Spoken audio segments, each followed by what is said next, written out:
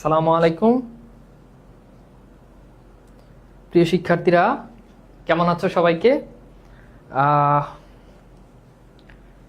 সবাইকে ঈদের ঈদ পরবর্তী শুভেচ্ছা। যেহেতু ঈদ হয়ে গেছে, চলে গেছে, ঈদ পরবর্তী শুভেচ্ছা। ঈদের পরপর সম্ভবত অনলাইনে আমার তো প্রথম ক্লাস, তোমাদেরও হয়তো ঈদ পরবর্তী অনলাইনে এইটাই হচ্ছে তোমাদের প্রথম ক্লাস। তো সবাইকে আরো একবার শুভেচ্ছা, স্বাগত। যারা ঈদের আনন্দ ঘন পরিবেশের মধ্যেও ক্লাস করার জন্য বসে পড়েছ এবং একই সাথে তোমাদের প্রতি কৃতজ্ঞ। সবাই একটু বন্ধুদেরকে মেনশন দিয়ে দাও, একটু জানিয়ে দাও, বন্ধুদেরকে মেনশন দিয়ে জানিয়ে দাও, ঠিক আছে? হোপফুলি সবকিছু দেখা যাচ্ছে এবং সবকিছু ঠিকঠাক ভাবে শোনা যাচ্ছে। ওকে, তো কেমন কাটলো তোমাদের ঈদ? ছোট্ট করে একটুখানি জানিয়ে দাও। ক খয়ে সাজেশন দিন। ওকে, ভেরি গুড, দিয়ে দিব, সমস্যা নেই।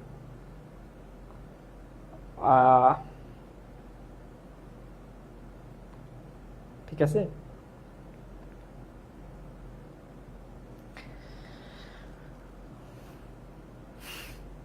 কেমন কাটছে তোমাদের ঈদ? আশা করি ভালো কেটেছে।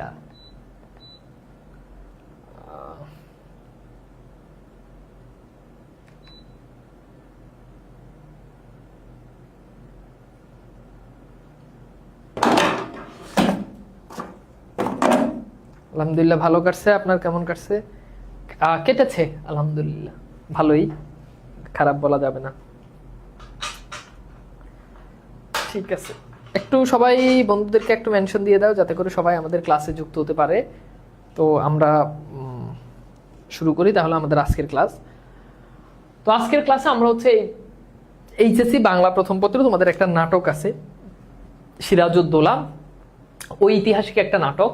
এই নাটকটা নিয়ে আমরা আমাদের আজকের ক্লাসে আমরা একটুখানি আস্তে আস্তে আলোচনার দিকে যাব। তো হোপফুলি আশা করি যে তোমরা আমার কথা শুনতেছ এবং দেখতে পাচ্ছ, বুঝতে পারছো, সবকিছু ঠিক আছে। আমরা তাহলে আস্তে আস্তে আমাদের চলে যাচ্ছে আমাদের আজকের ক্লাসে। যদি আসলে তোমাদের ঈদের আগে এই নাটকটা পড়িয়ে দেওয়ার কথা ছিল এবং আমি এটা পড়াতামও, কিন্তু ঈদের আগে আসলে বুঝতেই পারতেছো কোরবানির নানা ধরনের ব্যস্ততার কারণে আসলে ঈদের আগে এটা শেষ করতে পারিনি। ঠিক আছে, তো ফাইন, তাহলে চলো আমরা শুরু করে দিই আমাদের আজকের ক্লাস। তো প্রথমেই আসো আমরা একটু লেখক পরিচিতির দিকে একটু যাব। অর্থাৎ আমাদের যেই নাটকটা, এই নাটকটা লিখেছেন সিকান্দার আবু জাফর, এটা আমরা সবাই জানি। তো তার জন্ম সাল নিয়েও একটু বিতর্ক আছে, দেখতে পাচ্ছ 1918, কেউ বলেছেন 1919, এবং 19 মার্চ তিনি হচ্ছে সাতক্ষীরা জেলায় জন্মগ্রহণ করেন। 19 মার্চ সাতক্ষীরা জেলায় জন্মগ্রহণ করেন। তো যাই হোক, এরপর এখানে দেখতে পাচ্ছ তিনি মৃত্যুবরণ করেন। তার মাধ্যমিক কোথা থেকে দিয়েছেন, এরপর হচ্ছে তার কর্মজীবন। তিনি হচ্ছে কলকাতা মিলিটারি অ্যাকাউন্টস বিভাগে পেশাগত জীবন শুরু করেন এবং হচ্ছে রেডিও পাকিস্তান তিনি হচ্ছে চাকরি করেছেন। সাংবাদিক দৈনিক নবযুগের সহযোগী সম্পাদক, দৈনিক ইত্তেফাকের প্রধান সম্পাদক তিনি ছিলেন, দৈনিক মিল্লাতের প্রতিষ্ঠাতা সম্পাদক এবং মাসিক সমকাল। এই যে মাসিক সমকাল, এখান থেকে পরীক্ষাতে ব্যাপক প্রশ্ন আসছে যে মাসিক সমকাল পত্রিকার সম্পাদক কে? উত্তর হচ্ছে সিকান্দার আবু জাফর। এটা ডেফিনেটলি তোমাদেরকে মনে রাখতে হবে, ঠিক আছে? বুঝতে পারছো? তাহলে খেয়াল করে দেখো ভাইয়া, মাসিক সময়কাল, একটু কমেন্ট একটু লিখো তো, মাসিক সময়কাল, দেখবা যে এখান থেকে পরীক্ষার কোশ্চেন আসবে এবং নিশ্চিত থাকো যে কোনো না কোনো বোর্ডে এই কোশ্চেনটা আসবে, একটা দুইটা না, একাধিক বোর্ডে এই কোশ্চেনটা আসবে যে মাসিক সময়কাল সব বয়সী মানুষদেরকে কেন্দ্র করে, কিন্তু যে উপন্যাসের টার্গেট থাকে কেবল কিশোর যারা তাদেরকে নিয়ে, এটা হচ্ছে কি কিশোর উপন্যাস। আবার দেখবা মাঝে মধ্যে পরীক্ষা যে শিশুতোষ উপন্যাস, নাম শুনছো না? শিশুতোষ উপন্যাস মানে যেই উপন্যাসগুলো শিশুদেরকে নিয়ে, কম বয়সী বাচ্চা কাচ্চাদেরকে নিয়ে লেখা হয়, সেগুলো হচ্ছে শিশুতোষ উপন্যাস। সেগুলোতে সাধারণত শিশুদের যেই পশু পাখি নিয়ে লেখা হয়, শিশুদের বিভিন্ন জিনিস নিয়ে কৌতূহল থাকে, সেই সব বিষয় নিয়ে লেখা হয়, বুঝছো? আচ্ছা, আর কাব্যগ্রন্থ কি? প্রসন্ন প্রহর, কবিতা, বৈরী বৃষ্টিতে, তিমিরাত্মিক, এটা পরীক্ষার জন্য গুরুত্বপূর্ণ। আরো অনেক, বাংলা ছাড়ো এটা আছে। আচ্ছা, কাব্যগ্রন্থ কি? কাব্যগ্রন্থ হচ্ছে কবিতার বই, সহজ কথা বললে। কাব্যগ্রন্থ কি? কবিতার বই, অনেকগুলো কবিতা নিয়ে একটা কাব্যগ্রন্থ হয়। বাবা আমি কি বুঝাতে পেরেছি? পার্থক্যগুলো বুঝতে হবে, এই জিনিসগুলো বুঝতে হবে। এগুলো তো হয়তো আর কেউ শিখাবে না। অনেকগুলো জিনিস পার্থক্য আছে। যেমন দেখো, উপন্যাস আর নাটকের ভিতরে পার্থক্য আছে। উপন্যাস কি, নাটক কি, পার্থক্য আছে। উপন্যাস আর নাটক এটার ভিতরে পার্থক্য আছে। কি পার্থক্য জানো? বলবো? এগুলো অনেকে নতুন জানবা, আগে জীবনেও জানো নাই, আর পড়াশোনা শেষ হয়ে যাবে কিন্তু এগুলো আর জানবা না। আবার এগুলো আর ছোট গল্পের মধ্যে পার্থক্য কি, পার্থক্য আছে। পার্থক্য জানো? জানো না। কাব্যগ্রন্থ আর কবিতার মধ্যে পার্থক্য কি, কাব্যগ্রন্থ আর কবিতার মধ্যে পার্থক্য কি, পার্থক্য আছে, কিন্তু আমরা জানি না। প্রহসনের নাম শুনছো? প্রহসন, প্রহসন কি জানো? জানি না। প্রহসন আর নাটকের ভিতর পার্থক্য কি? পরীক্ষাতে প্রশ্ন আসবে, জানা উচিত। পরীক্ষায় প্রশ্ন আসবে না, কিন্তু জিনিসগুলো আমার জানা উচিত। মহাকাব্য, মহাকাব্য নাম শুনো নাই? মহাকাব্য, সাহিত্যে মহাকাব্য আছে না? মহাকাব্যের ভিতর পার্থক্য কি জানতে হবে। প্রবন্ধ কি জানতে হবে। তাহলে প্রবন্ধ গ্রন্থ কি সেটা জানতে হবে। বলবো? এগুলা জানতে চাও? পার্থক্য জানতে চাও? বলো। জানো না, জানতে হবে। দেখো, উপন্যাস হচ্ছে সমগ্র জীবনের ঘটনা থাকে সাধারণত। উপন্যাসের চরিত্র থাকে, কাহিনী থাকে, সমগ্র জীবনের একটা প্রতিচ্ছবি উপন্যাসের মাধ্যমে ফুটে ওঠে। কিন্তু নাটক একটা নির্দিষ্ট বিষয় নিয়ে নাটক লেখা হয়, একটা নির্দিষ্ট বিষয়। তুমি খেয়াল করে দেখো, লাল সালু উপন্যাসে অনেক ঘটনা, লাল সালু উপন্যাসে অনেক ঘটনা কেন্দ্রিক আছে। কিন্তু নাটক সিরাজউদ্দৌলা, এই যে সিরাজউদ্দৌলা নাটক, এটা একটা কারণ, একটা নির্দিষ্ট বিষয়। সেটা কি? সেটা হচ্ছে পলাশীর যুদ্ধে নবাব সিরাজের পতন, ইংরেজরা কিভাবে ক্ষমতা দখল করলো, নবাব সিরাজ কিভাবে পতন হলো। এইটা সিরাজের শিশুকাল নাই, সিরাজের কৈশোর কাল খুব বেশি আসে নাই। এবং আরেকটা গুরুত্বপূর্ণ পার্থক্য হচ্ছে, নাটকে কিন্তু অঙ্ক থাকে, নাটকে দৃশ্য থাকে, উপন্যাসে এগুলো থাকে না। দেখবা সিরাজউদ্দৌলা নাটক বই জীবনে যদি কোনোদিন উল্টাই দেখো, নাটকে অঙ্ক আছে, অঙ্কের ভিতরে আবার দৃশ্য আছে, উপন্যাসে এগুলো থাকে না। কথা ক্লিয়ার? বুঝছো বাবা? পার্থক্য বুঝতে পারছো? এরপর আসো ছোট গল্প কি। ছোট গল্প কি? এটা সিম্পল গল্প আর ছোট গল্প, যেমন অপরিচিতা বিলাস, এগুলো কিন্তু ছোট গল্প। সাধারণত এগুলো 3, 4, 5, 6, 8 পৃষ্ঠা এই ধরনের হয়। নির্দিষ্ট একটা কোনো ঘটনা নিয়ে গল্প আকারে তুলে ধরলে সেগুলো ছোট গল্প। কাব্যগ্রন্থ কি? এটা তো আগেই বলছি যে একাধিক কবিতা, এই কবিতার বই কাব্যগ্রন্থ। কাব্যগ্রন্থে কাব্য থাকে না, কাব্যগ্রন্থে কবিতা থাকে। পার্থক্য বুঝতে হবে। প্রহসন কি? প্রহসন হচ্ছে ওয়ান কাইন্ড অফ নাটক, একরকম নাটক, তবে এই নাটকগুলা হাস্য রসাত্মক হয়। হাস্য রসাত্মক, হাস্য রসাত্মক, হাস্য রসাত্মক। হাস্য রসাত্মক মানে কি? একটু মজার ছলে, একটু ব্যঙ্গ বিদ্রুপ থাকে, এগুলো হচ্ছে প্রহসন। মহাকাব্য সবচাইতে বড়, রামায়ণ, মহাভারত নাম শুনো নাই? এগুলো এক একটা মহাকাব্য, বিশাল বড় বড়, বিশাল বড় বড়, সবচাইতে বড় মহাকাব্য। প্রবন্ধ কি? প্রবন্ধ হচ্ছে লেখক নির্দিষ্ট কোনো ঘটনা নিয়ে নিজের মতো করে লিখবে, কোনো কাহিনী থাকবে না, কোনো চরিত্র থাকবে না। যেমন মানব কল্যাণ পড়ছো না? এটা কিন্তু প্রবন্ধ। মানব কল্যাণে কোনো কাহিনী আছে না, কোনো ক্যারেক্টার আছে না। আমার পথ, এটা প্রবন্ধ, পড়ছো না? কোনো কাহিনী আছে না, লেখক নিজের মতো করে নিজে একটা টপিক নিয়ে লিখছে, দিস ইজ প্রবন্ধ। প্রবন্ধ গ্রন্থ কি? এরকম অনেকগুলো প্রবন্ধ, যেমন আমার পথ, এটা একটা প্রবন্ধ। কিন্তু এই প্রবন্ধটা নেওয়া হয়েছে কোথা থেকে? রুদ্রমঙ্গল প্রবন্ধ গ্রন্থ থেকে। রুদ্রমঙ্গল প্রবন্ধ গ্রন্থ। এই রুদ্রমঙ্গল প্রবন্ধ গ্রন্থে আমার পথের মতো অনেকগুলো প্রবন্ধ আছে, অনেকগুলো প্রবন্ধ আছে। এগুলো আজকে কারা কারা নতুন জানছো বলো তো? সারা জীবন তো পড়েই আসছো, কলেজে পড়লা, 9, 10-এ পড়লা, ভাইয়ের কাছে পড়লা, আপুর কাছে পড়লা, কোচিং এ গিয়ে পড়লা, বাসায় পড়লা। কারা কারা নতুন জানছো বলো? আমি কি বুঝাইতে পারছি? আরো অনেক, এগুলো নিয়ে অনেক আলোচনা করা যায়, কিন্তু এটা জাস্ট সংক্ষেপে তোমাদেরকে বোঝানোর জন্য। বিস্তারিত আলোচনা করলে সব তোমাদের মাথার উপর দিয়ে চলে যাবে, বুঝছো? ঠিক আছে ভাই, বিদ্রোহী কবিতার ক্লাস হবে না? বিদ্রোহী কবিতা তো তোমাদের পড়ানো হয়েছে, তবু আমি আরেকবার চেক দিব। যদি কোনো টপিক পড়ানো না হয় আমি আবার ক্লাস নিয়ে নিব, সমস্যা নেই, কোনো সমস্যা নেই। ক্লাস আজকে শেষ ক্লাস, ক্লাস লাগলে ক্লাস আরো হবে, কোনো টপিক মিস হইলে ক্লাস হবে, ক্লাস নিয়ে কোনো কথা চলবে না। কথা বুঝাইতে পারছি তোমাদেরকে? ওকে, আজকে নতুন জানলাম ভাই, ঠিক আছে, ওকে, ক্লিয়ার। আচ্ছা, এগুলো প্রত্যেকটার ভিতর পার্থক্য আছে। আমরা আমাদের বাংলাতে আমরা এগুলো অনেক পড়ে আসছি। নাটক আর উপন্যাসের মধ্যে পার্থক্য লিখো, হ্যাঁ, সার্থক মহাকাব্য হলে কি কি লাগে লিখো, প্রহসন আর নাটকের ভিতরে পার্থক্য লিখো, অনেক পড়ছি এগুলো, বুঝো নাই? আচ্ছা, এবার বলো, আমরা মোটামুটি এগুলো পড়া শেষ। তোমরা যারা বাংলা যারা পড়াশোনা করবা তাদেরকে এগুলো পড়তে হবে। এবার আসো নাটকের বিষয়বস্তু। এই যে নাটকটা, আমি কিন্তু আগেই নাটকের বিষয়বস্তু বলি, সিরাজউদ্দৌলা নাটকের বিষয়বস্তু ইংরেজরা কিভাবে বাংলা দখল করছে। এই যে আজকে কথা বললে এখন অনেক কথা হয়ে যাবে, অনেক কথা বললে এখন অনেকে বলবে রাষ্ট্রদ্রোহী, অনেকে বলবে পাকিস্তানি, অনেকে বলবে রাজাকার, অনেকে অনেক ট্যাগ দিয়ে দিবে, কিন্তু সত্য কথা বলতে হয়। সত্য কথা না বলে আসলে থাকা যায় না। সত্য সবসময় সত্যই। এতে কেউ রাজাকার বলুক, এতে কেউ পাকিস্তানি বলুক, এতে কেউ দেশ বিরোধী বলুক, সত্য কথা তো বলতে হবে। পাকিস্তানি হানাদাররা, পাকিস্তানের মানুষজন আমাদেরকে যেই পরিমাণ শাসন শোষণ করছে তার থেকে আমাদেরকে বেশি শাসন শোষণ করছে ব্রিটিশরা।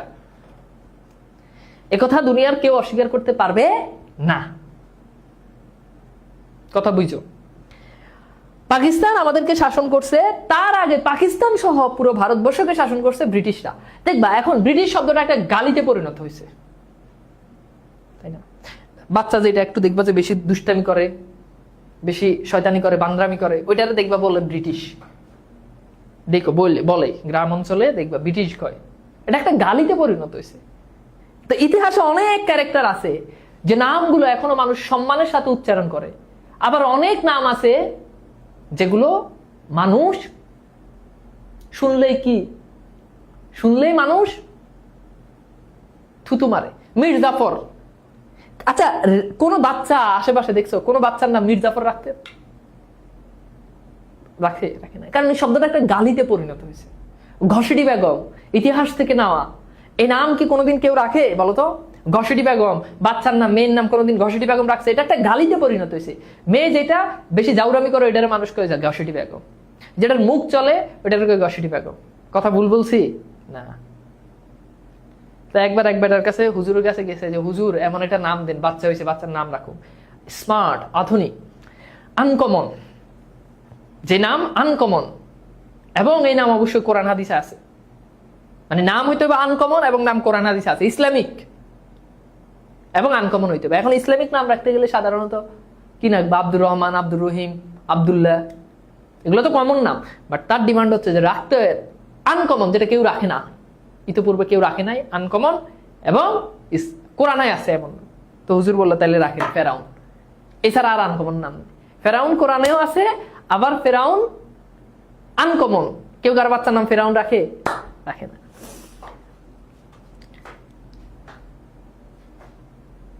কথা বুঝাইতে পারছি? তো ইতিহাস থেকে আমাদেরকে শিখতে হবে, ইতিহাস থেকে আমাদেরকে জানতে হবে। ইতিহাস পৃথিবীর সবচেয়ে বড় বই আমাদের পূর্বের ইতিহাস। এই ইতিহাস থেকে আমাদেরকে অনেক কিছু জানার আছে, অনেক কিছু শেখার আছে। ভুল বলছি না? কথা ভুল বললে বলো যে ভাই আপনি ভুল বলছেন। আচ্ছা, ভেরি গুড। সো এবার আমরা দেখি বাংলার শেষ স্বাধীন নবাব সিরাজউদ্দৌলার সাথে ব্রিটিশ ইস্ট ইন্ডিয়া কোম্পানির পলাশী নামক স্থানে যুদ্ধ সংঘটিত হয়েছিল। তাই এই যুদ্ধকে বলা হয় পলাশীর যুদ্ধ।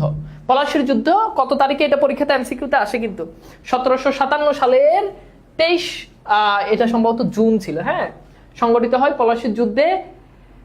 বাংলার নবাব সিরাজউদ্দৌলা পরাজিত হয় এবং ইস্ট ইন্ডিয়া কোম্পানির শাসন কার্য শুরু হয়। 1757 খ্রিস্টাব্দে 12ই জুন কলকাতার ইংরেজ সৈন্যরা চন্দননগর সেনাবাহিনীর সঙ্গে মিলিত হয়। সেখানে দুর্গ রক্ষার অল্প কিছু সৈন্য রাখে। 13ই জুন অবশিষ্ট সৈন্য, মানে বুঝতেই পারতেছে এখানে আসলে মূল নবাব সিরাজের পরাজয়ের প্রধান কারণ যেটা ছিল পরীক্ষাতে আসে, সেটা হচ্ছে প্রাসাদ ষড়যন্ত্র। সেটা কি? প্রাসাদ ষড়যন্ত্র। প্রাসাদ ষড়যন্ত্র কি? নবাব সিরাজ অল্প বয়সে নেতা হয়, অল্প বয়সে লিডার হয়, রাজ্যের নেতা হয়। তো এই যে নবাব সিরাজ, যখন নবাব সিরাজের নানা, তার নাম ছিল আলীবর্দী খাঁ। আলীবর্দী খাঁ, এই আলীবর্দী খাঁ তার আবার নাতি ছিল সিরাজ। তো সিরাজ যখন অল্প বয়সে যখন রাজ্যের যখন শাসনভার পায়, তখন এটা অনেকে মেনে নিতে পারেনি। তখন মীর জাফর ছিল, তোমরা নাম শুনছো, এই মীর জাফর সহ যারা মীর জাফরের দলে ছিল তারা তখন এটা মেনে নিতে পারেনি, তারা গিয়ে হাত করছে ইংরেজদের সাথে। তখন ইংরেজরা, ঘটনা আগে শুনতে হবে, আগে কথা শুনতে হবে। ইংরেজরা তখন এই বঙ্গদেশে আসছে। বঙ্গদেশে তারা আসছে কিসের জন্য, বা ভারতবর্ষে তারা আসছে ব্যবসার জন্য, বিজনেস। তাদের মূল উদ্দেশ্য ছিল বিজনেস করার জন্য আসছে। কিন্তু বিজনেস করতে এসে, এখানে একটা ইন্টারেস্টিং ঘটনা আছে, বিজনেস করতে এসে তারা এই দেশে এসে বিয়ে করতো। তো বিয়ে শাদী করে বাচ্চা কাচ্চা যখন, এই জন্য দেখো, তোমরা কেউ জানো কিনা, বাঙালিকে বলা হয় শঙ্কর জাতি। এই কথা কেউ জানছো? হোয়াই শঙ্কর, কেন শঙ্কর জাতি বলে? এখানে একটা ব্যাপার আছে। ব্যাপারটা হচ্ছে, ইংরেজরা তো দেখতে শুনতে মনে করো বিশাল বড় দেহ, বিশাল সুন্দর, দেখতে অনেক ফর্সা হয় সাধারণত। তো ইউরোপ থেকে যারা আসতো, তারা তখন যেটা করলো, তারা তখন এই দেশে এসে তারা বাঙালি নারীদেরকে তারা বিয়ে করলো, ভারতবর্ষের নারীদেরকে বিয়ে করতো। তো বিয়ে করার ফলে তো জামাই ইংরেজ, বউ বাঙালি, খাটো না 5 ফিট, জামাই দেখা গেল যে 6 ফিটের উপরে, অনেক লম্বা, বউ অত সুন্দর না। বাঙালি মেয়েরা একদম ধূপ ফর্সা হয় না, মোটামুটি সুন্দর হয়, কিন্তু একেবারে ফর্সা বলা যায় না। বা ধরো কালোই, জামাই এদিকে ইংরেজ অনেক ফর্সা, তাহলে জামাই লম্বা, বউ খাটো, জামাই বেশি ফর্সা, বউ কম ফর্সা। তো এইখান থেকে যে বাচ্চা আসবে, সেই বাচ্চা কিন্তু ওই বেশি লম্বা হবে না, বেশি খাটো হবে না, মাঝখানে পড়ে যাবে, বেশি সাদা হইব না, বেশি কালো হইব না, মাঝখানে পড়ে যাবে। এই যে অনেক ধরনের জাতি, অনেক দেশের মানুষজন এখানে আসছে, তারা সংসার করছে, বিয়ে করছে, সেখান থেকে আস্তে আস্তে আস্তে আস্তে আমরা এটাও হইলাম না, ওইটা হইলাম না, মাঝখান দিয়ে পড়ে গেলাম। এই জন্য আমাদেরকে বলে সংকর জাতি। নতুন জানছো কি? কে হাত তোলো? বুঝছো কথা? বুঝতে পারছো? আরো অনেক কাহিনী আছে, মূল কাহিনী এটা আর কি, সংক্ষেপে বলছি। কথা বুঝছো? এবং আমাদের এই যে আজকে আমরা যে ব্রিটিশ বলি, আমরা যে ইংরেজদেরকে যে গালি দিই, আমরা বাঙালিরা আজকে আধুনিক হওয়ার পেছনে, আধুনিকতার ছোঁয়া পাওয়ার পেছনে সবচাইতে বড় অবদান ইংরেজদের। এটা অস্বীকার করতে পারবে না কেউ। আমরা যে প্রথম উপমহাদেশে প্রথম বাংলা বিভাগ চালু হয় পোর্ট উইলিয়াম কলেজে। পোর্ট উইলিয়াম কলেজ খুলছে ইংরেজরা। কেন ইংরেজরা খুলছে? ইংরেজরা যখন এই ভারতবর্ষে যখন তারা আসে ব্যবসা করার জন্য, তখন তারা বাংলা তারা বলতে পারতো না, তখন তারা নানা ধরনের সংকটে পড়তো। তোমার চায়না গিয়ে ছাইড়ে দিলাম, তুমি চাইনিজ ভাষায় পারো না, তুমি তো না খাই মরবা, তুমি যে খাবা এটা তুমি কেউ বুঝাইতে পারবা না। তো ইংরেজরা কি করতো? তারা ব্যবসা করার জন্য এই বঙ্গদেশে, ভারতবর্ষে আসছে, কিন্তু তারা নিজে বাংলা ভাষা পারে না। তারা বাজারে গেছে মাছ কেনার জন্য, তো দোকানদারকে বলছে হাউ মাছ। দোকানদার বলছে ভাই এটা হাউ মাছ না, এটা ইলিশ মাছ। বলছে নো, হাউ মাছ। বলছে দূর ভাই, জানতো এটা হাউ মাছ না, এটা ইলিশ মাছ, নিলে হাউ মাছ করতে পাবো, হাউ মাছ এনে নাই, জান। তখন তারা নিজের ভাষা প্রকাশ করতে পারতো না। তখন তাদেরকে বাংলা শেখানোর জন্য এই ইস্ট ইন্ডিয়া কোম্পানির কর্মকর্তা কর্মচারী যারা আছে, তাদেরকে বাংলা শেখানোর জন্য টার্গেট করে একটা কলেজ চালু করা হয়, পোর্ট উইলিয়াম কলেজ। শ্রীরামপুর মিশনের নাম শুনছো কেউ হয়তো? শ্রীরামপুর মিশন, এই শ্রীরামপুর মিশনে প্রথম ছাপাখানা, এই যে আজকে যে বই ছাপায়, এটা ইংরেজদের আবিষ্কার, ইংরেজদের বানানো। পঞ্চানন কর্মকারের নাম শুনছো? মুদ্রণ যন্ত্র, খোদাই করা অক্ষর, এগুলো তাদের আবিষ্কার ছিল। কথা বুঝতে পারছো? শ্রীরামপুর মিশনে শ্রীরামপুর প্রেস প্রতিষ্ঠা হয়, সেখান থেকে রামায়ণ মহাভারতের মতো বইগুলো সেখান থেকে অনুদিত হয়, সেখান থেকে বাইর হয়, ছাপানো হয়েছে। তো ইতিহাসে ইংরেজদের অনেক বড় অবদান ছিল। তবে তারা যে আমাদেরকে বিশাল বড় শাসন শোষণ করছে, এটা অস্বীকার করা গেছে না। আমরা তো এখন গালি দিই খালি পাকিস্তানিদেরকে 2টা গালি দিলে ইংরেজদেরকে আরো 10টা গালি দেওয়া উচিত। বুঝো নাই? যাই হোক, আসো, তোমরা আরো বড় হবা, আর অনেক কথাবার্তা তখন বলা যাবে, এখন না। এইবার আসো, আমরা মোটামুটি এই জায়গাতেই ছিলাম। তো তারা যখন এই ইংরেজরা, তখন মীর জাফররা তখন কি করলো? ইংরেজদের সাথে হাত মিলালো এবং তাদের সাথে অনেকে যুক্ত হয়। তখন 2 ভাগ হয়ে গেল। ইংরেজদের হাত ধরে নবাব সিরাজকে ক্ষমতাচ্যুত করা হয় এবং তাকে হত্যা করা হয়। এটাই হচ্ছে আমাদের নাটকের মূল ঘটনা। আসো আমরা একটু ঘটনাতে এখানে চলে যাই। তো এখানে অনেক ঘটনা আছে, আমি সেই ঘটনাগুলোতে না যাচ্ছি। এখানে দেখো আমরা একটু সংক্ষেপে একটু চরিত্র লিপিগুলো একটু দেখি, কি কি ক্যারেক্টারগুলো এখানে আছে, সেই ক্যারেক্টারগুলোতে আমরা একটু ফোকাস করি। প্রথমে আছে সিরাজউদ্দৌলা। তিনি হচ্ছে নায়ক এবং কেন্দ্রীয় চরিত্র। বাংলা, বিহার, উড়িষ্যার নবাব ছিল। এখানে মনে রাখবা, বাংলা, বিহার, উড়িষ্যা এই 3টা অঞ্চল মিলে একজন নবাব থাকে। আলীবর্দী খাঁয়ের পর নবাব সিরাজের গুণে মুগ্ধ হয়ে আলীবর্দী খাঁ মৃত্যুর আগে বলে গেছেন, আমার মৃত্যুর পর এই নবাবের আসনে বসবে নবাব সিরাজউদ্দৌলা। ঠিক আছে, বুঝছো? আচ্ছা, এরপর দেখো লুৎফুন্নেসা হচ্ছে নবাব সিরাজের স্ত্রী। তারপর হচ্ছে দেখতে পাচ্ছ যে আলীবর্দী খাঁ, তিনি হচ্ছে সিরাজউদ্দৌলার নানা। তারপর হচ্ছে আমেনা বেগম, তিনি হচ্ছে সিরাজউদ্দৌলার আম্মা। গসিটি বেগম সিরাজউদ্দৌলার খালা। শৌকত জং, এটা হচ্ছে গসিটি বেগমের পালক পুত্র। এই গসিটি বেগম, তার কিন্তু কোনো বাচ্চা কাচ্চা ছিল না, বাচ্চা কাচ্চা হইতো না। তো ইতিহাসে জানতে পারে গসিটি বেগম অনেক পুরুষের কাছে গেছে। কি উদ্দেশ্যে গেছে এটা কি আবার ব্যাখ্যা করা লাগবে? না, গেছে অনেক উদ্দেশ্য, না অনেক বলতে এক উদ্দেশ্যে গেছে। উদ্দেশ্য হাসিল হচ্ছে না, বাচ্চা কাচ্চা হইতো না। তখন না হয়ে তার তো রাজমাতা হওয়ার শখ, গসিটি বেগম হবে রাজমাতা। এখন বাচ্চাই নাই, ছেলে না থাকলে রাজমাতা কই থেকে হবে? রাজার মা হইতে হলে তো আগে বাচ্চা পয়দা করতে হবে, নাই। তখন এই শওকত জং নামে এক ছেলেটা নিছে। কিন্তু এই ছেলের ক্যারেক্টার দেখে, এই ছেলের হাবভাব দেখে, এই ছেলের স্বভাব চরিত্র দেখে সবাই বুঝছে এই ছেলে রাজা হতে পারবে না। কারণ এই ছেলে শওকত জং দুইটা জিনিসের মধ্যে আসক্ত। একটা হচ্ছে সে বোতলে আসক্ত, আর একটা হচ্ছে সে নারীতে আসক্ত। এই দুইটাতে যে আসক্ত হয়ে যায়, বোতলে আর নারীতে, তার জীবন এখানেই শেষ। তার দিকে তার আর কোনো আশা ভরসা নাই, পরিবারের আশা ভরসা নাই, আত্মীয় স্বজনের আশা ভরসা নাই, দেশের কোনো আশা ভরসা নাই, বুঝছো? তো সে সবসময় তার হাতে থাকতো বোতল, পাশে থাকতো নারী, এই দুটাতে সে বুঁদ হয়ে থাকতো। তো শওকত জংকে যখন নিছে, টার্গেট ছিল শওকত জংকে রাজা বানাবে এবং সে রাজমাতা হবে। আচ্ছা, এরপর দেখো যে ইরিস খাঁ হচ্ছে নবাবের শ্বশুর, অর্থাৎ এই লুৎফুন্নেসার বাবা। কিন্তু ইরিস খাঁ নিজেও সিরাজউদ্দৌলা থেকে টাকা খাইছে, বুঝছো? মোহনলাল হচ্ছে নবাবের পক্ষের সেনাপতি ছিল। এই মোহনলাল এটা নবাবের পক্ষের সেনাপতি ছিল, বুঝছো?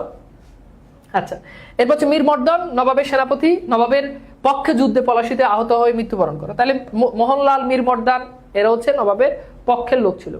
আর মানিক চাঁদ এটা হচ্ছে নবাবের সেনাপতি, আলীনগরের দেওয়ান ছিল। মির্জাফর আলী খাঁ, এই মির্জাফর আলী খাঁ এটা হচ্ছে মির্জাফরের প্রকৃত নাম, পরীক্ষাতে প্রশ্ন আসে।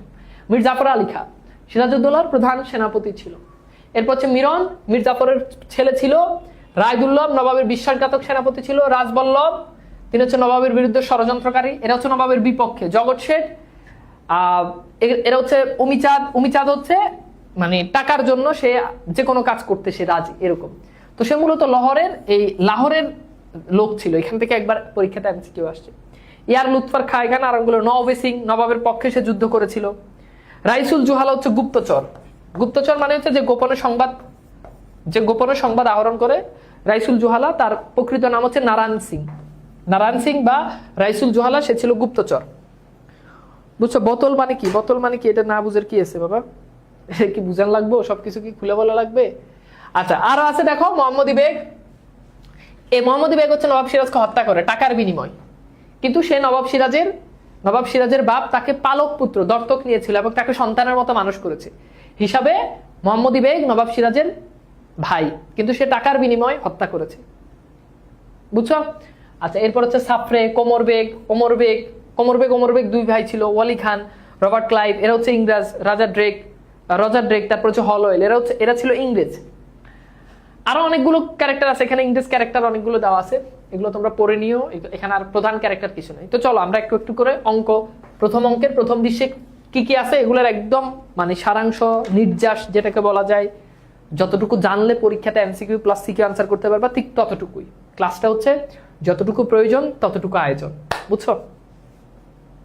আচ্ছা, তো চলো তাহলে আমরা পড়ি। হ্যাঁ, তো কোশ্চেনগুলো ভালো করে, জিনিসগুলো ভালো করে বুঝবা, কারণ একটু পরে আবার এই জায়গা থেকে আমাদের কোশ্চেন সলভ করতে হবে।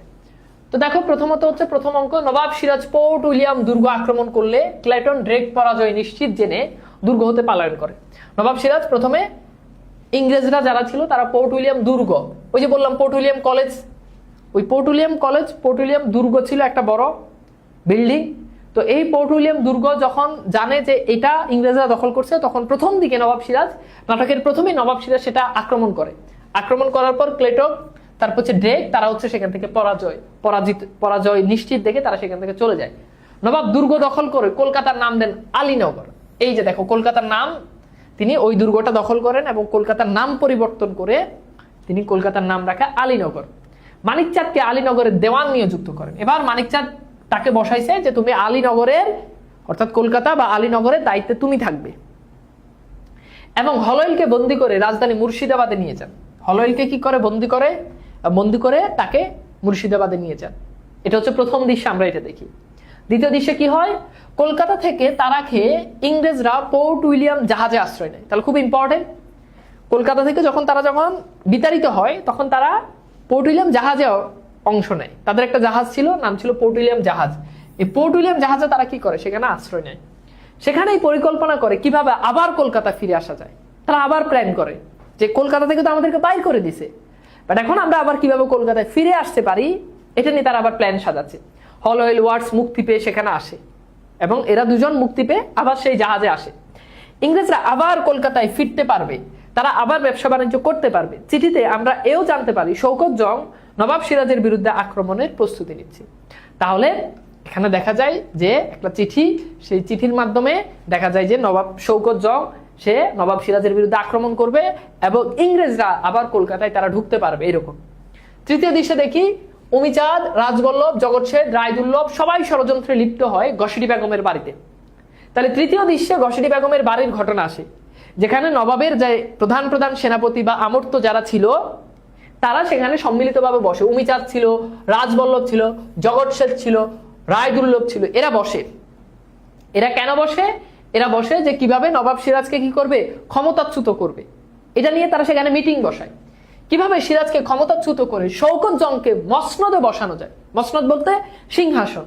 তাহলে শওকত জংকে আমরা আগেই জানি, বলো তো শওকত জংকে, মনে আছে তোমাদের? বলো শওকত জংকে। শওকত জং হচ্ছে ঘসেটি বেগমের পালক পুত্র, বুঝছো বাবা? শওকত জংকে ঘসেটি বেগমের পালক পুত্র, এবং তাকে এই পালক পুত্র শওকত জংকে কিভাবে ক্ষমতায় বসানো যায় এটা নিয়ে তারা প্ল্যান সাজাচ্ছে। নবাব পরাজিত হলে কে কি সুবিধা পাবে তাই নিয়ে আলোচনা হয়, এবং নবাব যখন ক্ষমতা থেকে চলে যাবে তখন ভাগ বাটোয়ারা কিভাবে হবে সেটা নিয়ে তারা কথাবার্তা বলে। কিন্তু সিরাজ সেটি টের পেয়ে ঘসেটি বেগমকে বাড়িতে নিয়ে যান, ঘসেটি বেগমকে গ্রেপ্তার করে মুর্শিদাবাদে নিয়ে আসেন যাতে আর ষড়যন্ত্রমূলক কাজ করতে না পারে। তখন নবাব সিরাজ জানতে পারছে যে ঘসেটি বেগমের বাড়ি এটা হচ্ছে মতিঝিল প্রাসাদ। এই মতিঝিল প্রাসাদে তারা কি করে, বসে। মতিঝিল প্রাসাদে বসার পর নবাব সিরাজ সেখানে গিয়ে তাদের এই সভা সমিতি এটা ভেঙে দেয়। সেই সভা ভেঙে দিয়ে তার খালাকে সে আটক করে তার বাড়ি মুর্শিদাবাদ এসে নিয়ে আসে, যাতে করে তার খালা আর এরকম কাজ করতে না পারে। বুঝছো? এইবার চল আমরা একটু কোশ্চেন সলভ করি। সো প্রথম কোশ্চেনটা হচ্ছে কলকাতা থেকে বিতাড়িত হয়ে ইংরেজরা কোথায় আশ্রয় নেয়। এর পরের কোশ্চেন হচ্ছে সিরাজ ঘসেটি বেগমকে গ্রেপ্তার করে কোথায় নেন। এগুলো কিন্তু পরীক্ষার জন্য আসার মতো প্রশ্ন। হ্যাঁ, কলকাতা থেকে বিতাড়িত হয়ে ইংরেজরা কোথায় আশ্রয় নেয়, এরপর হচ্ছে সিরাজ ঘসেটি বেগমকে গ্রেপ্তার করে কোথায় নেন। খুব গুরুত্বপূর্ণ কোশ্চেন, বুঝছো? দাও কোশ্চেন দুটো সলভ করো।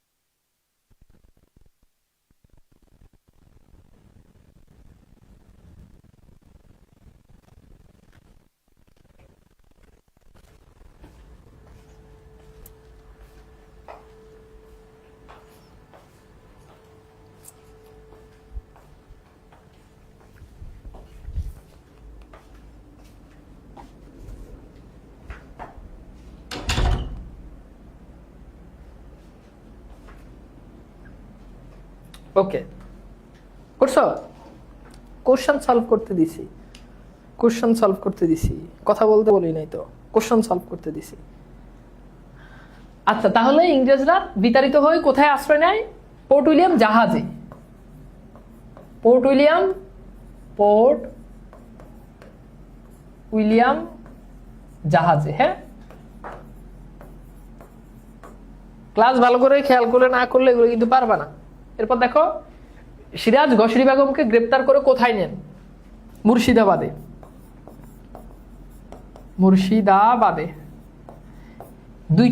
দুইটা কোশ্চেনই পরীক্ষাতে, বোর্ড পরীক্ষাতে অনেকবার আসছে। এরপর দেখো দ্বিতীয় অঙ্কে যাই। তাহলে প্রথম অঙ্কে 3টা দৃশ্য মনে আছে? প্রথম অঙ্কে কয়টা দৃশ্য? 3টা দৃশ্য, হিসাব রাখো কিন্তু। প্রথম অঙ্কে 3টা দৃশ্য, হ্যাঁ মনে রেখো। আচ্ছা এইবার দেখো, এরপর দ্বিতীয় অঙ্কের প্রথম দৃশ্য। নবাব তার প্রধান প্রধান আমর্ত্য জগৎ শেঠ, মীর জাফর, রাজবল্লভ, রায়দুল্লভকে দরবারে ডাকেন। ইংরেজ কুটিয়ার লবণ ব্যবসায়ীর স্ত্রীকে পাশবিক অত্যাচার করে মেরে ফেলে তাকেও নির্যাতন করে। এটি কেন ঘটলো তা জানতে চাওয়ার জন্য। এখানে একটা ঘটনা ঘটছে, সেই ঘটনাটা একটু বলি। সেই ঘটনাটা আমরা দেখি যে ইংরেজ এবার তার রাজপ্রাসাদের যারা মন্ত্রী আছে তাদের সবাইকে ডাকলো, ডেকে বলল তার অঞ্চলে এক লবণ ব্যবসায়ী ছিল, সেই লবণ ব্যবসায়ীকে ইংরেজরা মারধর করছে এবং তার স্ত্রীকে পাশবিক নির্যাতন করে তার স্ত্রীকে মারছে। এইটার জন্য নবাব সিরাজ রাজ্যের সবাইকে, তার প্রাসাদের মন্ত্রিসভা সবাইকে ডাকলো যে কেন এটা করছে। এখন প্রশ্ন হলো ইংরেজরা কেন লবণ ব্যবসায়ীকে মারছে? ইংরেজরা তখন লবণ ব্যবসা করতো। কিরকম লবণ ব্যবসা করতো? ধরো বাঙালি যারা লবণ চাষী ছিল, এদের কাছে লবণের কেজি কিন্তু 2 টাকা করে। তো 2 টাকা করে ধরো একজনকে বললো আপনার কাছে কয় কেজি আছে, সে বললো আমার কাছে 50 কেজি আছে। তো 2 টাকা করে ধরো 50 কেজি সব তার কাছ থেকে নিয়ে নিত। নিয়ে এবার সবার থেকে যখন লবণ নিয়ে নিত তখন তো লবণ আর কারো কাছে নাই। এখন তারা লবণ কি করতো, 2 টাকা দিয়ে কিনে তারা 5 টাকা দিয়ে লবণ বিক্রি করতো। এইভাবে তারা লবণ ব্যবসা করতো। তারা একসাথে সবার থেকে যা লবণ আছে সব কিনে ফেলতো, যে আপনার কাছে কয় কেজি আছে, তোমার কাছে কয় কেজি আছে, আমার কাছে 2 বস্তা আছে, আমার কাছে 5 বস্তা আছে, সবার থেকে নিয়ে নিত।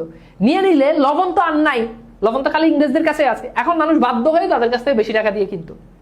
তো নবাব সিরাজ তখন লবণ চাষী যারা আছে তাদেরকে নিষেধ করে দিল যত টাকাই দেখ রাজ্যের কেউ ইংরেজদের কাছে লবণ বিক্রি করতে পারবে না। ওই লবণ ব্যবসায়ী ইংরেজরা আসার পর যখন বিক্রি করে নাই তখন তার স্ত্রীকে পাশবিক নির্যাতন করছে। তখন নবাব সিরাজ এটা জানার পর সে খুব কষ্ট পেল এবং তার রাজ্যের মন্ত্রিসভা সবাইকে ডাকলো, ডেকে বললো যে এটা কেন হয়েছে। এই জন্য নবাব সিরাজ নিজেকে দায়ী করলেন। মূলত তার উদ্দেশ্য ছিল যাদের পরামর্শে ইংরেজ লবণের ইজারা দিয়েছিল এবং যাদের উপর এসব দেখাশোনার ভার ছিল তাদের অবগত করা, তারা প্রতিজ্ঞাবদ্ধ হয় ভবিষ্যতে নবাবের পক্ষে কাজ করবে।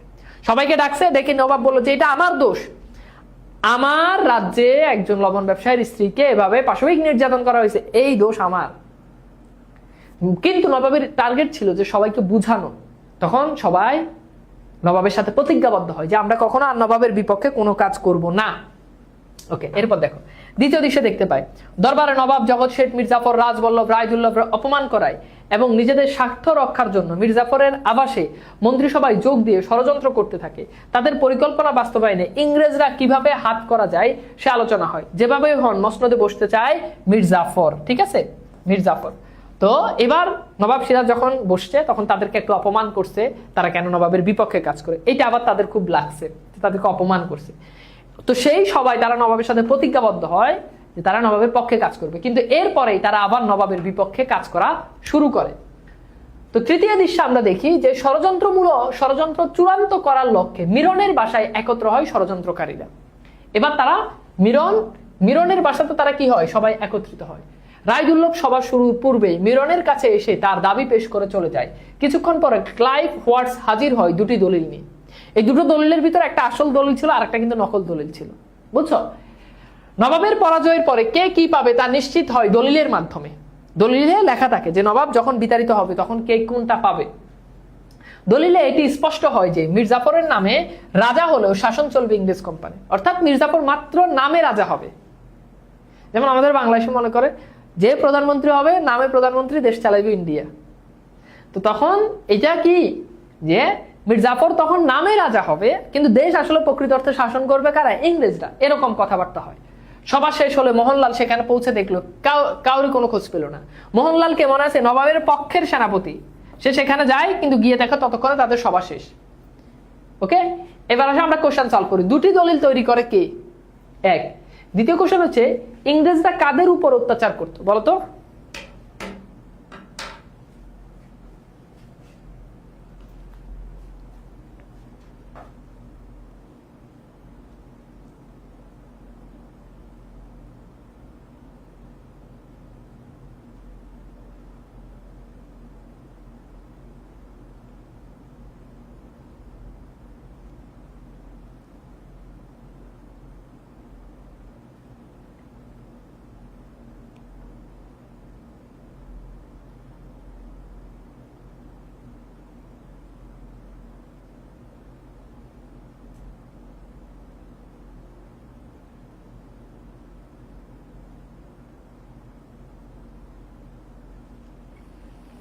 দ্রুত।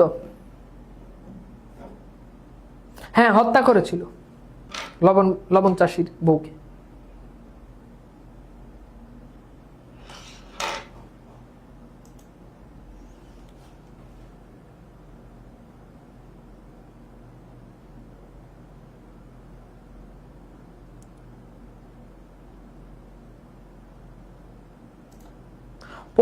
পোর্ট উইলিয়াম দুইটাই বলে, একটা দিলেই হবে, প্রবলেম নাই। আচ্ছা, আর মনে রাখবা লবণ বানানে কিন্তু মূর্ধন্য না হয়, এই যে সবাই দিচ্ছ। হ্যাঁ, তাহলে ইংরেজরা কাদের উপর অত্যাচার করতো? অনেকের উপর অত্যাচার করতো। স্পেসিফিক এই কোশ্চেনটা আসলে স্টুডেন্টরা তোমরা একটু বেশি মানে দ্বিধান্বিত হয়ে যায়। এটা হচ্ছে লবণ চাষীদের। হ্যাঁ, লবণ চাষীদের। ওকে, আর দুটি দলিল তৈরি করে হচ্ছে ক্লাইভ। দুটি দলিলকে তৈরি করে ক্লাইভ তৈরি করে। ওকে, তাহলে দ্বিতীয় অঙ্কে আমাদের দ্বিতীয় অঙ্কেও দৃশ্য ছিল কয়টা? 3টা, মনে রাখো। হ্যাঁ, আচ্ছা, এই কোশ্চেনটার আনসার অনেকেই তো দেখি যে ভুল করছো। এই যে এই কোশ্চেনটার আনসার এখানে তো দেওয়া আছে, এই যে ক্লাইভ ও ওয়াটস। হ্যাঁ, এখানে অনেকে ওয়াটসের নামও দিতে পারো, বাট আসলে দুটি দলিল প্রকৃত অর্থে তৈরি করছে ক্লাইভ। একজন যখন চাইছে তখন অবশ্যই ক্লাইভের নাম দিতে হবে। এরপর দেখো তৃতীয় অঙ্ক বলছে লুৎফুন্নেছার কক্ষে লুৎফা আমিনা বেগম উপবিষ্ট। লুৎফুন্নেছা মুর্শিদাবাদের তাদের যেই ঘর আছে, প্রাসাদ আছে, সেখানে লুৎফা অর্থাৎ নবাবের স্ত্রী আর নবাবের মা উপবিষ্ট, সেখানে আছেন। ঘসেরি বেগম উপস্থিত হয়ে তার ক্ষোভ প্রকাশ করতে থাকলে সিরাজ সেখানে এসে খালাকে জানায় তিনি গৃহবন্দী। যখন তার খালাকে যখন ঘসেরি বেগম এসে যখন কথা শোনাচ্ছে তার বোনকে এবং বোনের ছেলের বউকে, নবাব সিরাজের স্ত্রীকে, তখন এবার সিরাজ এসে তাকে সতর্ক করে দেয় যে তুমি কিন্তু গৃহবন্দীর আচরণ এমন হয় না, এটা বুঝেছে। কক্ষ থেকে আমিনা আর ঘসেরি বেরিয়ে গেলে হ্যাঁ, সিরাজ তার নিজের অসহায়ত্বের কথা ব্যক্ত করে লুৎফুন্নেছার কাছে তার নিজের অসহায় ব্যক্ত করে। পরে মোহনলাল খবর শুনে লুৎফার অনুরোধ উপেক্ষা করে নবাব বেরিয়ে যায়। তখন মোহনলাল নবাবকে ডেকেছে, মোহনলাল এসেছে এটার জন্য। দ্বিতীয় দৃশ্যে দেখি রাত দ্বিপ্রহরে সিরাজের শিবিরে মোহনলাল এসে জানায় যুদ্ধের প্রস্তুতি শেষ, অর্থাৎ যুদ্ধ হবে। মোহনলাল হচ্ছে নবাবের পক্ষের সেনাপতি, যুদ্ধের প্রস্তুতি মূলত শেষ। ইংরেজ সৈন্য লক্ষ্যবাগে আশ্রয় নিয়েছে। তাহলে ইংরেজ সৈন্যরা কোন জায়গাতে আশ্রয় নিয়েছে? লক্ষ্যবাগে। তাদের সৈন্য সংখ্যা 3000, খুব ইম্পর্টেন্ট। তাহলে ইংরেজদের সৈন্য কত? 3000।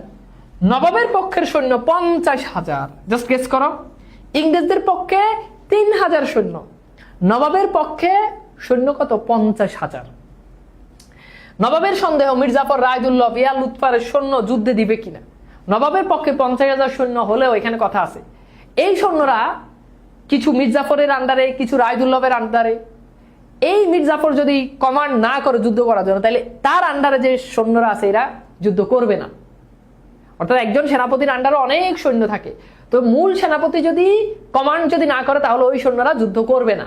নবাব এটা নিয়ে চিন্তিত যে আমার তো সৈন্য অনেক, কিন্তু যারা সেনাপতি আছে, প্রধান সেনাপতি, তারা আসলে যুদ্ধ করার জন্য সৈন্যদেরকে কমান্ড করবে কিনা সেটা নিয়ে নবাব সিরাজ কনফিউজড।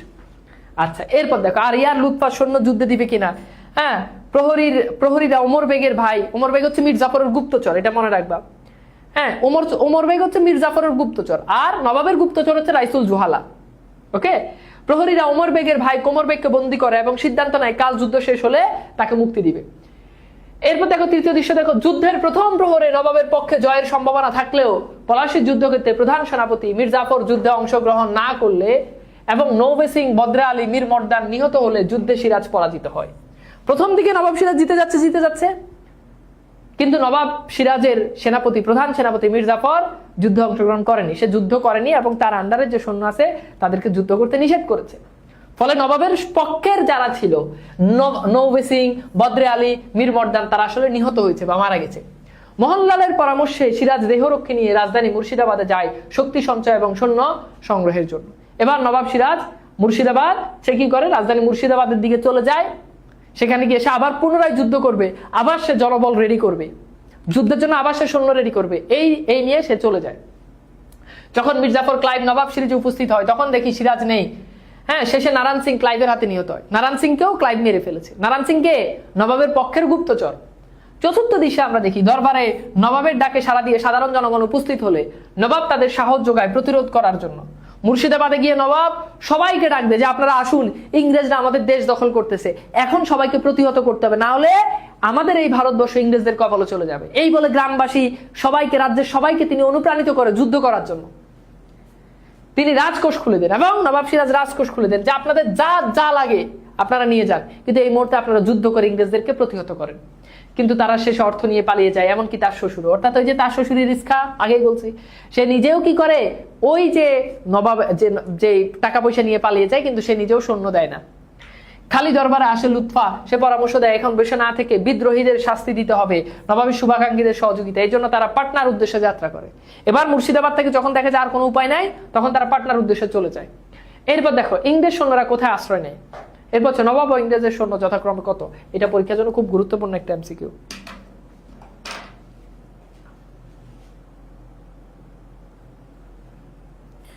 ওকে, বলো তো, তাহলে দুটো কোশ্চেন আনসার করো তো, যে ইংরেজ সৈন্যরা কোথায় আশ্রয়।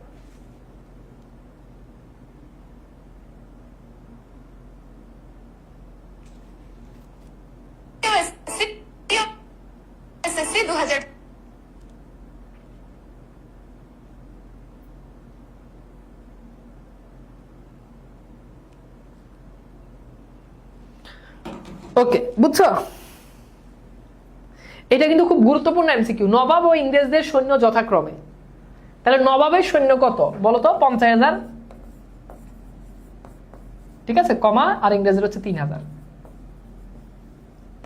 এই কোশ্চেন অনেকবার পরীক্ষাতে আসছে। আর এটা হচ্ছে কি, ইংরেজ সৈন্যরা কোথায় আশ্রয় নেয়? লক্ষ্যবাগে আশ্রয় নেয়। এখানে আশ্রয় নেয় বলতে ওই যে যুদ্ধের পূর্বে কোথায় আশ্রয় নেয় ওটা বুঝাইছে। এরপর দেখো চতুর্থ অঙ্ক, তাহলে মনে আছে প্রথম অঙ্কে 3টা দৃশ্য, পরের অঙ্কে 3টা দৃশ্য, 6টা দৃশ্য, আর তৃতীয় অঙ্কে 4টা দৃশ্য ছিল, 10টা দৃশ্য, তাই না? তাহলে এইবার দেখো আমাদের চতুর্থ অঙ্কের দৃশ্য সংখ্যা কত? চতুর্থ অঙ্কে আমাদের দৃশ্য আছে কয়টা? 2টা, শেষ, মোট 12টা দৃশ্য। আচ্ছা এবার দেখো আমরা দেখি প্রথম দৃশ্যে, চতুর্থ অঙ্কের প্রথম দৃশ্যে, নতুন নবাব মীর জাফর দরবারে হাজির হলে আমর্তগণ মসনদে বসার অনুরোধ করলে সে অপেক্ষা করে ক্লাইভের জন্য। এবার নবাব মীর জাফর এবার ক্ষমতায় বসবে। দেখো মজার ব্যাপার, দেখো মীর জাফর তো এখন নবাব, সে তো ক্ষমতায় বসবে, সে কি কারো পারমিশন নিয়ে ক্ষমতায় বসতে হবে?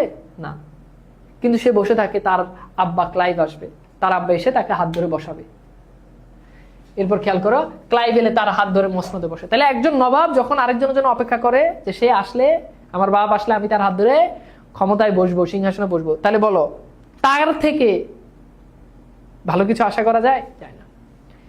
ক্লাইভ উমিচাঁদ পাগলের মতো দরবার উপস্থিত হয় টাকার জন্য, তা অস্বীকার করে। ওই যে বলছে 2টা নকল দলিল বানাইছে, ওই নকল দলিলে বলছে যে মীর জাফর, নবাব সিরাজ পরাজিত হলে উমিচাঁদ টাকা পাবে, কিন্তু ওইটা নকল দলিলে ছিল, আসল দলিলে উমিচাঁদের নামই ছিল না। উমিচাঁদ মূলত দুই মুখী ছিল, টাকার জন্য সে একবার নবাবের পক্ষেও কাজ করতে রাজি, ইংরেজের পক্ষেও কাজ করতে রাজি, অর্থলোভী ছিল সে, বুঝছো? মীর জাফর সংবাদ পাই সিরাজ ভগবান গোলায় ধরা পড়েছে। ভগবান গোলা নামে একটা জায়গা ছিল, সেই জায়গাতে নবাব সিরাজ ধরা পড়ছে। সিদ্ধান্ত হয় সিরাজকে জাফরগঞ্জ কয়েদখানায় বন্দী রাখতে হবে। ক্লাইভ মিরনকে পরামর্শ দেয় আজ রাতেই সিরাজকে হত্যা করতে হবে। আর মাত্র 10,000 টাকার লোভে মোহাম্মদী বেগ সিরাজকে হত্যা করেছে। মোহাম্মদী বেগ মাত্র 10,000 টাকার জন্য, এটা খুবই গুরুত্বপূর্ণ এমসিকিউ। মোহাম্মদী বেগ হত্যা করে কত হাজার টাকার জন্য? 10,000 টাকার জন্য। এখানে ক্লাইভ মূলত মীর জাফরের ছেলে যে মিরন আছে, মিরনকে তাকে নানাভাবে উৎসাহিত করে। মিরন আবার লুৎফার প্রতি দুর্বলতা তার কাজ করতো, তখন তাকে বলছে দেখো তুমি যদি নবাব সিরাজকে যদি হত্যা করো তাহলে লুৎফা তোমার, লুৎফা কার? তোমার। এভাবে তাকে যখন মানে লুৎফার প্রতি যখন তার মধ্যে আকর্ষণ তৈরি করে দিছে, তখন সে নিজে হত্যা করতে না পেরে সে মোহাম্মদী বেগকে ভাড়া করলো। আর মোহাম্মদী বেগ সে কি করলো? সে মোহাম্মদী বেগ সিরাজের বাপে তাকে নিজের পুত্রের মতো, সন্তানের মতো মানুষ করছে। সেই মোহাম্মদী বেগ মাত্র 10,000 টাকার বিনিময় তার নিজের ভাইকে সে কি করছে? হত্যা করছে। ওকে, আচ্ছা। এরপর দেখো দ্বিতীয় দৃশ্যে, দেখো রাতে সিরাজ কারাগারে বন্দী অবস্থায়, এমন সময় মিরন ও মোহাম্মদী বেগ প্রবেশ করে। মিরন জানায় তার নানা অপরাধের জন্য নবাব তাকে মৃত্যুদণ্ড দিয়েছে। মোহাম্মদী বেগ আগে লাঠি দিয়ে আঘাত করে, তারপর ছুরি মেরে সিরাজকে হত্যা করে। তো এরপর দেখো সিরাজউদ্দৌলা নাটকে কয়টি দৃশ্য অঙ্ক আছে? খুব গুরুত্বপূর্ণ, খুবই গুরুত্বপূর্ণ প্রশ্ন।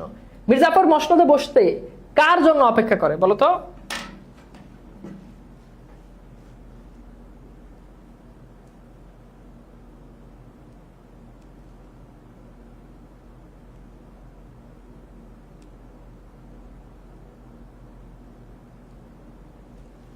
দ্রুত। ওকে, তাহলে বলো তো কি হবে যে সিরাজউদ্দৌলা নাটকে কয়টি দৃশ্য, তাহলে কয়টি দৃশ্য? 12টি দৃশ্য। কয়টি অঙ্ক? 4টি অঙ্ক। এটা খুব গুরুত্বপূর্ণ প্রশ্ন। আর এটা হচ্ছে ক্লাইভের জন্য সে অপেক্ষা করে। হ্যাঁ, ক্লাইভ। ওকে, এবার চলো আমরা একটু বোর্ডের কোশ্চেনগুলো একটু দেখি, দেখি যে বোর্ডের কোশ্চেনগুলো আমরা আসলে পারি কিনা, কতটুকু পারি আমরা বোর্ডের কোশ্চেনগুলো দেখার জন্য ট্রাই করি। ওকে, সো আমাদের প্রথম কোশ্চেন, এটা আসছে রাজশাহী বোর্ড, রাজশাহী বোর্ড 2017। নিচের উদ্দীপকটি পড়ো এবং পরবর্তী দুটি প্রশ্নের উত্তর দাও। স্বার্থপর ক্লডিয়াস রানীর সাথে হাত মিলিয়ে রাজা হ্যামলেটকে হত্যা করে। তাহলে আবার খেয়াল করে দেখো, তাহলে এখানে স্বার্থপর কে? ক্লডিয়াস। সে রানীর সাথে হাত করে এবং সে হ্যামলেটকে হত্যা করে। তাহলে বুঝতেই পারতেছো উদ্দীপকের রাজা হ্যামলেট সিরাজউদ্দৌলা নাটকের কোন চরিত্রের প্রতিনিধিত্ব করে? তাহলে দেখো, হ্যামলেটকে হত্যা করছে, হ্যামলেটকে হত্যা করছে। তাহলে বলো তো এই ক্যারেক্টার গুলোর ভিতরে কাকে হত্যা করা হয়েছে? বলো, কাকে হত্যা করা হয়েছে? উত্তর কি হবে? সিরাজউদ্দৌলাকে হত্যা করা হয়েছে। আচ্ছা, এরপর দেখো সিলেট বোর্ড 2017-তে আসছে। আমাদের মুক্তিযুদ্ধে পাকিস্তান হানাদার বাহিনী জনগণের উপর ব্যাপক নির্যাতন চালায়, বাড়িঘর পুড়িয়ে দেয়, মা বোনদের সম্ভ্রম হানি করে এবং ব্যাপক হত্যাযজ্ঞ চালায়। তাহলে এখানে পাকিস্তানি হানাদাররা যে নির্যাতন করে সেই জিনিসটা এখানে উঠে আসছে। Fine, very good. এবার বলছে উদ্দীপকের সিরাজউদ্দৌলা নাটকে কোন দিকটি ধারণ করে? নবাব বাহিনীর কর্মকাণ্ড, মির্জাফরের কুটিলতা, ঘসিটি বেগমের কুটিলতা, ইংরেজদের বর্বরতা। তাহলে বলো তো কোনটা হবে?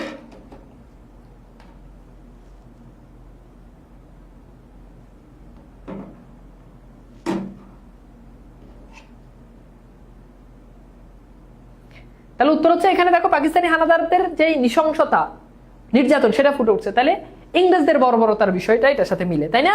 তাহলে উত্তর হচ্ছে ডি। অমিচাঁদ কোথা থেকে বাংলাদেশে এসেছে? এই কোশ্চেনটা আমি কিন্তু পড়াইছিলাম, মনে আছে তোমাদের ভাইয়া? মনে আছে? তাহলে বলো তো যে অমিচাঁদ কোথা থেকে বাংলা? আমি কিন্তু আবার বলছি, নাটক কিন্তু অনেক বড়, বাট এমসিকিউর জন্য দেখো আমি কিন্তু অলরেডি বোর্ডের এমসিকিউ সলভ করাচ্ছি। পারতেছো, একেবারে সব পারবা এরকম না, বাট একটু ভালো করে পড়লে সবই পারবা। বাট সিকিউ লেখার জন্য 100 ক্লাস, এটা অল্প, বাট যতটুকু প্রয়োজন ততটুকু নিয়ে এটা আয়োজন, এর বেশি না। কথা বুঝতে পারছো? আচ্ছা, তাহলে এরপর আসলে উত্তর কি হবে? উত্তর হচ্ছে লাহোরে। উত্তর কি হবে? লাহোরে। ওকে, আচ্ছা, এরপর দেখো নবাব সিরাজউদ্দৌলাকে কে কয়েদখানে হত্যা করেছিলেন?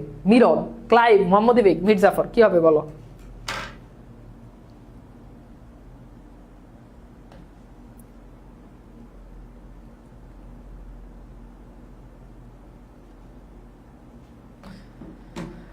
তাহলে কি হবে বলতো? উত্তর হচ্ছে মোহাম্মদ বেগ। Very good. হ্যাঁ, আচ্ছা, এরপর দেখো মোহাম্মদ বেগ সিরাজউদ্দৌলাকে হত্যা করতে রাজি হয়েছিল কেন? ব্যক্তিগত শত্রুতার কারণে, নবাবের পক্ষে ক্ষোভ থাকায়, স্বার্থপরতা ও লোভের কারণে, নবাব তার ক্ষতি করেছিল বলে। এটা হচ্ছে স্বার্থপরতা ও লোভের কারণে, ওই যে টাকার কারণে, বুঝছো? এটা তো বুঝতে পারতেছো। আচ্ছা, এরপর দেখো চট্টগ্রাম বোর্ড 2017, এতিম ফারুককে রাস্তা থেকে শিশু অবস্থায় কুড়িয়ে এনে বড় করেছে গণেশের বাবা। আচ্ছা, অথচ ফুটবল খেলতে গিয়ে সামান্য কথা কাটাকাটির জের ধরে গণেশকে কুপিয়ে হত্যা করলো। এটা কিছু হইলো? কথা কাটাকাটি হলো নাকি হত্যা করলো? আচ্ছা, তাহলে তাহলে গণেশকে কুপিয়ে হত্যা করছে ফারুক, অথচ ফারুককে কি করছে? ফারুককে কুড়িয়ে আনছে। ঘটনা কার সাথে মিলে বলো? ঘটনা মোহাম্মদ বেগের সাথে মিলে, তাই না? তাহলে উদ্দীপকে ফারুক চরিত্র নাটকের কোন চরিত্রের প্রতিনিধিত্ব করে বলো তো? কোন চরিত্রের প্রতিনিধিত্ব করে? ডেফিনেটলি মোহাম্মদ বেগ। সিরাজউদ্দৌলা নাটকের কোন দিকটি উদ্দীপক উপস্থিত? রাজনৈতিক উচ্চাকাঙ্ক্ষা, ব্যক্তিগত উচ্চাকাঙ্ক্ষা, সহনশীল মনোভাব, কৃতজ্ঞতা। তাহলে বলো তো?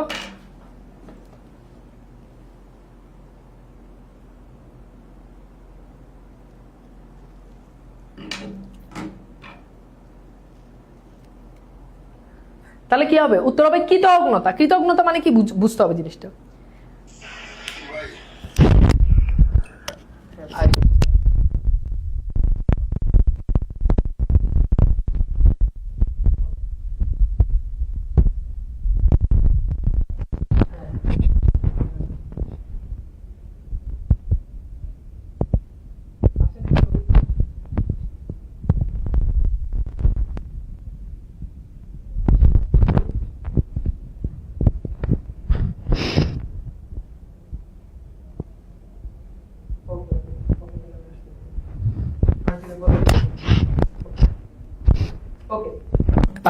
দুঃখিত।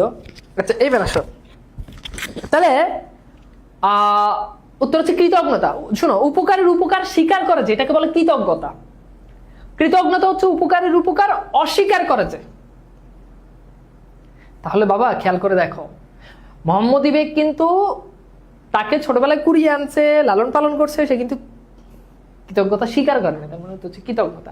আচ্ছা এইবার দেখো, চট্টগ্রাম বোর্ড 2023 স্বাধীনতার মহান নায়ক জাতির পিতা বঙ্গবন্ধু শেখ মুজিবুর রহমান, এইটা এনার আসবে না, এদেশের কিছু বিপদগামী সেনা সদস্য নির্মমভাবে হত্যা করছে। Very good. তাহলে দেখো উদ্দীপকে সেনা সদস্যের আচরণ সিরাজউদ্দৌলা নাটকে মির্জাফরের কোন বৈশিষ্ট্যের সঙ্গে সঙ্গতিপূর্ণ? বিশ্বাসঘাতকতা, রাষ্ট্রদ্রোহিতা, রাজানুগত, প্রজা নিপীড়ক। ঠিক আছে,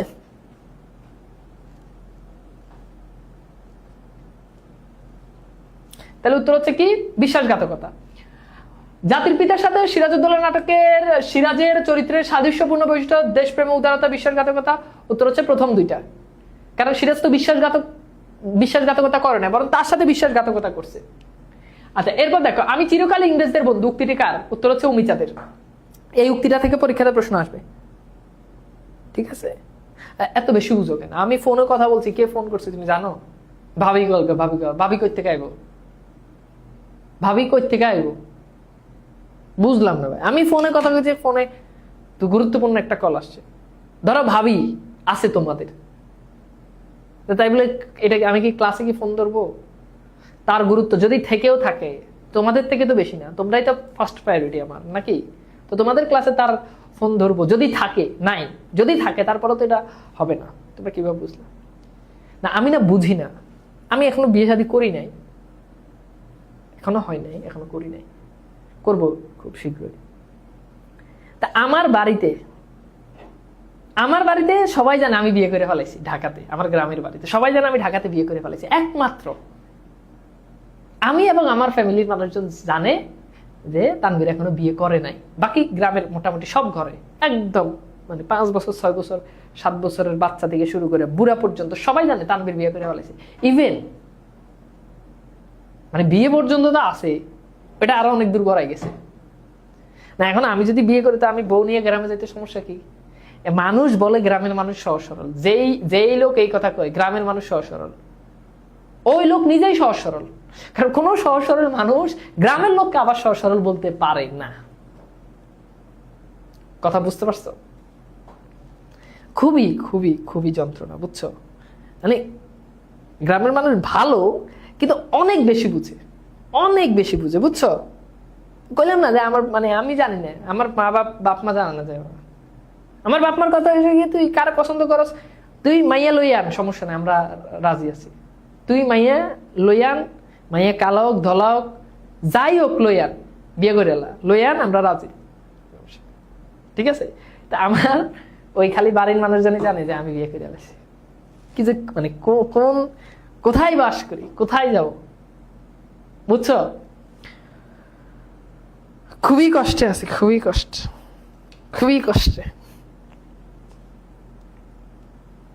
আর একটা মজার ঘটনা, আজকে আমাকে এই যে সন্ধ্যার পরে এক আন্টি কল করছে, তো কল করে বললো যে আমি আপনার একটা ক্লাস দেখছি, আমার মেয়ে ক্লাস করতেছে, তো আমি আপনার ক্লাস দেখছি।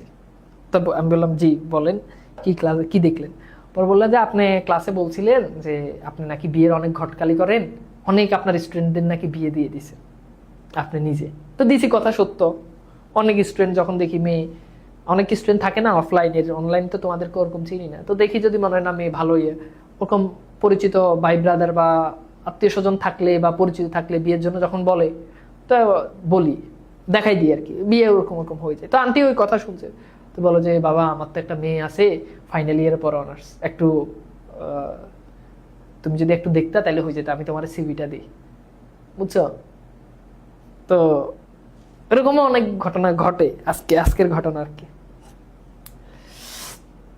আচ্ছা আসো, এরপর দেখো, সিরাজের পতন কে না চায়, সংলাপটি কার? এরকম উক্তিগুলো থেকে পরীক্ষাতে প্রশ্ন আসে। উত্তর হচ্ছে এটা হচ্ছে ঘসিটি বেগমের।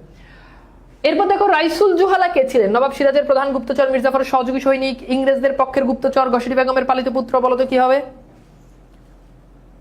বুঝছো? আচ্ছা হ্যাঁ,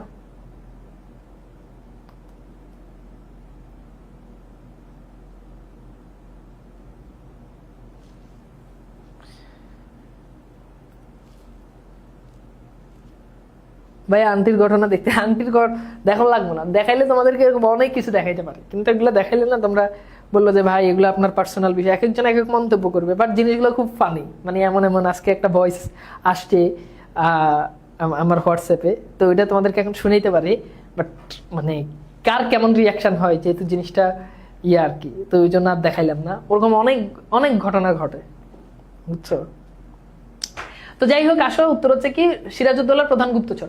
এরপর দেখো অমিচাঁদ এ যুগে সেরা বিশ্বাসঘাতক। উক্তিটি কার? উক্তিটি হচ্ছে ক্লাইভের। উক্তিগুলো কিন্তু এই ঘুরে ফিরে এই উক্তিগুলো পরীক্ষাতে আসে।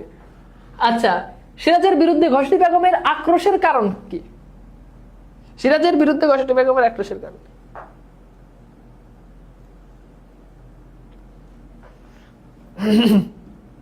এইবার বাড়িতে গেছি আর আমার আন্টি বলে যে বিয়ে কেন করস না, তোর কি কোনো মানা আছে? তুই যারে খুশি তারে বিয়ে কর, হিন্দু বৌদ্ধ খ্রিস্টান বিদেশি কালা ধলা যা পারস বিয়ে করে লই আন, আমরা তো মাইনে নিব। আমি সি এটা কোন ধরনের কথা, হিন্দু বৌদ্ধ খ্রিস্টান কেন বিয়ে করতে যাবো? বুঝছো, মানে তাদের কষ্টের জায়গাটা ফিল করতে পারতেছো তোমরা? কোন পর্যায়ে গেলে আসলে তারা এই কথা বলে? তো এখন আমি এই যে তোমরাও দেখি জানো যে আমি বিয়ে করে এলাইছি, ভাবি আছে কল করলে, খালি আমি জানি না। তাহলে উত্তর হচ্ছে রাজনৈতিক প্রাধান্য লাভ। সিরাজের বিরুদ্ধে ঘসটি বেগমের আক্রোশের প্রধান কারণ রাজনৈতিক প্রাধান্য লাভ। ওই যে নবাব সিরাজকে সে রাজমাতা হবে, এটাই মূলত। ওকে, সিরাজের প্রধান গুপ্তচর কে ছিল? এটা তো আমরা অলরেডি সলভ করছি, নারায়ণ সিং বা রাইসুল জোহালা। নবাব সিরাজের রাজধানী ফিরে এলেন কেন? নবাব সিরাজ রাজধানীতে ফিরে এলেন কেন? নিজ প্রাণ বাঁচাতে, অর্থাৎ যখন সে দেখলো পরাজয় নিশ্চিত, তখন সে কেন ফিরে আসছে? নিজের প্রাণ বাঁচাতে, প্রাসাদ সাধারণ মানুষকে অনুপ্রাণিত করতে, পুনরায় যুদ্ধ করতে। উত্তর হচ্ছে নিজ প্রাণ বাঁচাতে মূলত চলে আসছে। যদিও এক্স্যাক্টলি এই কোশ্চেনটার আনসার এটা হয় না, এটাও হয় এটাও হয়, ঠিক আছে, তো এটা আমরা স্কিপ করি, প্রবলেম নাই। মির্জাফর নবাব হওয়ার পর ক্লাইভ কোন এলাকায় স্থায়ী মালিকানা লাভ করে? উত্তর হচ্ছে সে 24 পরগনা। মির্জাফর যখন রাজা হয় তখন এই 24 পরগনার স্থায়ী একদম একক মালিকানা লাভ করে ক্লাইভ। সিরাজের হত্যা করতে মোহাম্মদ বেগ অগ্রিম বাবদ কত টাকা নিয়েছিলেন? অগ্রিম 10,000 টাকা নিয়েছিলেন। ওকে, কত টাকা দাবি করে? এটা এই কোশ্চেনটার উত্তর সম্ভবত 5,000 হবে, একটু ডাউট আছে, এটা স্লাইডে ভুল থাকতে পারে, এটা আমি একটু স্কিপ করতেছি। ওকে, এরপর দেখো যশোর বোর্ড 2022 1975 সালে 15ই আগস্ট জাতির জনক বঙ্গবন্ধু শেখ মুজিবুর রহমান ধানমন্ডির বাসায় জাতীয় ও আন্তর্জাতিক ষড়যন্ত্রে সপরিবার শাহাদাত বরণ করেন। কিছু বিপদগামী সেনা সদস্য, এখানে বুঝতে পারছো ঘটনা কি বুঝেছে। উদ্দীপকে বিপদগামী সেনা সদস্যদের সাথে সিরাজউদ্দৌলা নাটকের কোন চরিত্রের মিল আছে? সাফরে, নারায়ণ সিং, মোহাম্মদ বেগ, বদরে আলী, বলো তো। তাহলে উত্তর হচ্ছে কি মোহাম্মদ বেগ। মোহাম্মদ বেগ হত্যা করছে। আচ্ছা, এরপর দেখো উপযুক্ত চরিত্রের মাধ্যমে প্রতিফলিত হয়েছে নিষ্ঠুরতা, কৃতজ্ঞতা, বিশ্বাসঘাতকতা। তিনটেই। এগুলো তো ইজি কোশ্চেন, তাই না? এগুলো তো ইজি কোশ্চেন, পারবা একটু। ওই কোশ্চেনটার আনসার সম্ভবত 5,000 টাকা হবে, অগ্রিম 5,000 টাকা, মোট 10,000, অগ্রিম 5,000 টাকা। আচ্ছা, তো আমাকে একটুখানি জানিয়ে দাও যে আজকে সিরাজউদ্দৌলা নাটকের যে ক্লাস হলো সেই ক্লাসটা তোমাদের কাছে কেমন লাগছে। আমি মূল ঘটনাটা তোমাদেরকে বলে দিছি, হোপফুলি এই মূল ঘটনার পরে তোমাদের আর কোনো প্রবলেম থাকার সুযোগ নাই।